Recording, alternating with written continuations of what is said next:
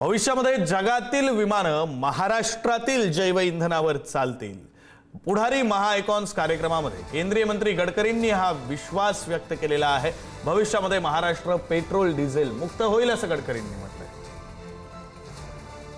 महाराष्ट्रातून भविष्य काळात जगातली विमानं महाराष्ट्रातल्या हवाई इंधनावर चालणार आहे, ऑर्गॅनिक बायो।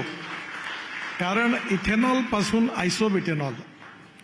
आयसोब्युटेनॉल हे डिझेलमध्ये 15% चालू शकते। याच्या चाचण्या ARI मध्ये पूर्ण झाल्या आहेत। त्याच्या मागे आता आम्ही त्याच्यात ट्रॅक्टरमध्ये वापरू। किर्लोस्करनी माझ्याच हस्ते 2 जनरेटर सेट, एक इथेनॉलवर आणि एक आयसोब्युटेनॉलवर 100% लॉन्च केला पुण्यात। आणि इथेनॉल आयसोब्युटेनॉल पासून SAF सस्टेनेबल एव्हिएशन फ्युएल, आणि आता 115 रुपये लिटर भाव सरकारने फिक्स केला। त्याकरता 10,000 कोटी रुपयाचा फंड तयार केला आहे स्टॅबिलाइज करायला। आणि त्यामुळे आपण आरामात 75 रुपये लिटरपर्यंत आपण सस्टेनेबल एव्हिएशन फ्युएल तयार करू शकतो।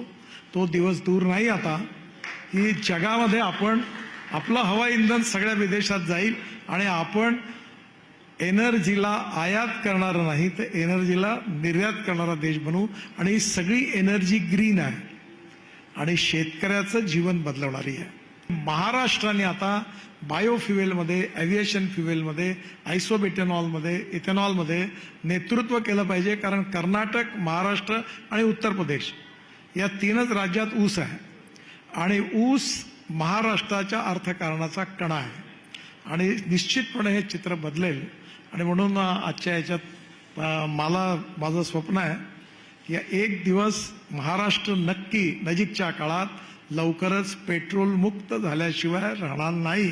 आणि त्याला तुम्ही जरूर सहकार्य कराल आणि नक्की डिझेलही मुक्त होईल।